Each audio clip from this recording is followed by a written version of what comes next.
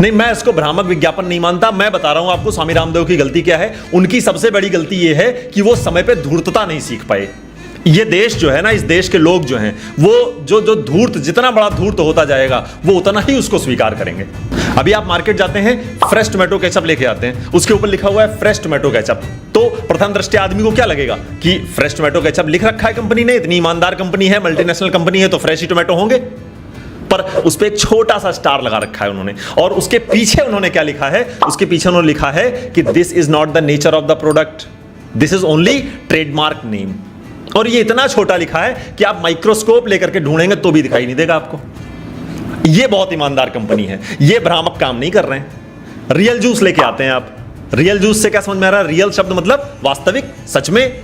इसमें तो फल होंगे, फलों का रस होगा, वो चीनी का घोल पिला रहे हैं आपको। फिर वो एक छोटा सा स्टार लगा दिया है उन्होंने, और पीछे लिख दिया है कि this is not the nature of the product, this is only trademark name. यही धूर्तता स्वामी रामदेव नहीं सीख पाए समय पर।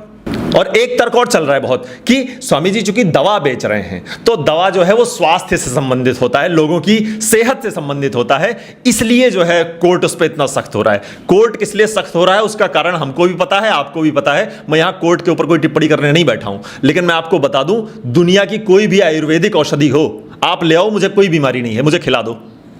अरे भाई साहब, आयुर्वेदिक औषधियों का साइड इफेक्ट क्या होता है आप बताइए? आपने भी बहुत दुनिया देखी है, कितने लोग आयुर्वेद की औषधि खा के मर गए।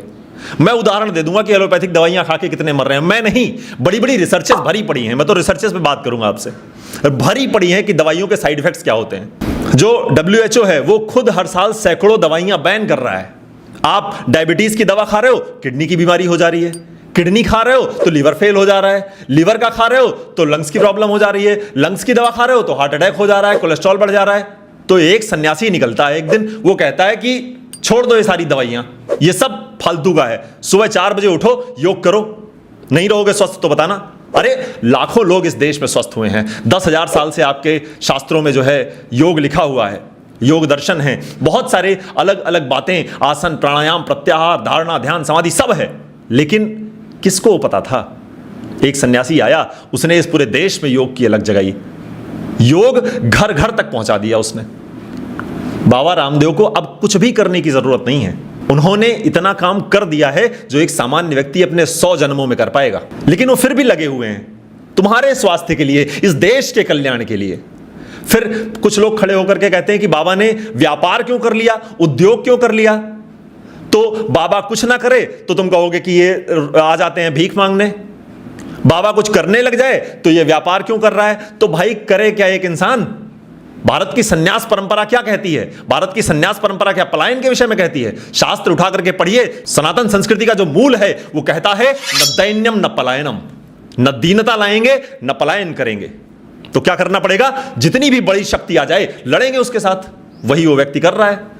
तो बहुत सारे लोगों को मिर्ची लग रही है। बात कुल मिलाकर के इतनी है कि ये जो हॉर्लिक्स है, ये जो बॉर्नविटा है, आप स्वास्थ्य की बात कर रहे हैं ना, हॉर्लिक्स और बॉर्नविटा क्या कर रहा है? कहता है कि 5 साल तक बच्चों के दिमाग का विकास हो जाता है, तो मतलब 5 साल के बच्चों को पिलाओ बॉर्नविटा और पिलाओ हॉर्लिक्स। मैं नाम ले रहा हूं कंपनियों का, साहस का काम है लेकिन लूंगा, देखते हैं क्या होता है इस पर। तो पिलाओ, वो चीनी घोल रखा है उन्होंने 30% उसमें। मतलब आप अपने छोटे से बच्चे को, जिसकी आंतें अभी विकसित हो रही हैं, जिसका आमाशय अभी विकसित हो रहा है, उसको रोज 3 चम्मच घोल करके चीनी पिला रहे हो दूध में। और किस नाम पर? कि वो टॉलर, स्ट्रॉन्गर, शार्पर बन जाएगा। पता नहीं कितने बच्चे टॉलर हो गए, कितने पता नहीं, मुझे तो समझ में नहीं आ रहा है। फिर जब 20 साल पे बिल्कुल अच्छे नए नए नौजवानों को जब डायबिटीज हो रहा है, तब आप कह रहे हो कि हवा बदल गई है समाज की, इस वातावरण बहुत दूषित हो गया। अरे तुमने चीनी पिलाया है उसको बचपन में।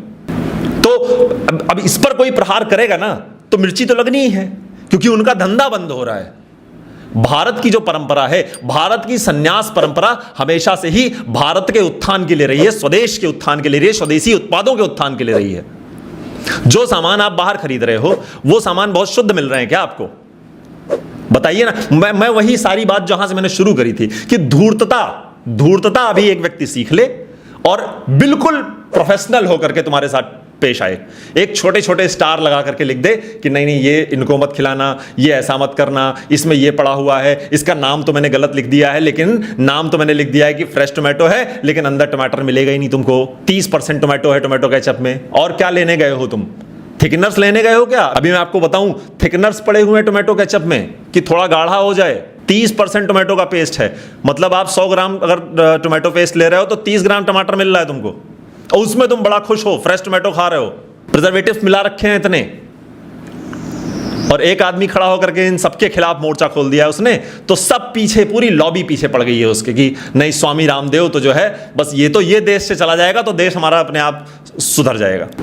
अरे थोड़ी सी तो शर्म आंखों में रखो यार, कि कोई व्यक्ति देश के लिए, संस्कृति के लिए, सभ्यता के लिए तुम्हारी कुछ कर रहा है तो तुम सहायता नहीं कर सकते, मत करो। तुम साथ नहीं चल सकते, मत चलो, पर टांग तो मत खींचो यार किसी की। गुरु इतना तो सीख लो कि संस्कृति के लिए काम करने वाले बहुत लोग दुनिया में बचे नहीं हैं। अब मैं और आप बात कर रहे हैं अभी इस विषय पर, लेकिन आप बताइए कि कितने लोग आज स्वामी रामदेव के पक्ष में बोलने के लिए खड़े भी हुए हैं। सब जानते हैं कि स्वामी रामदेव ने इस देश में योग को पुनर्जीवित करने के लिए कितना बड़ा योगदान दिया है। 30 साल से वह व्यक्ति रोज सुबह 4 बजे से लेकर के 8 बजे तक हजारों लोगों को निःशुल्क योग करवा रहा है। क्या मिल रहा है उनको? यही गालियां, इसी के लिए कर रहे हैं वो।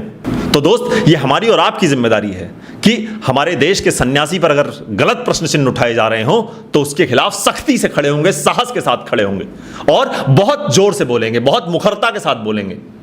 कोई भय नहीं है मुझे किसी बात का।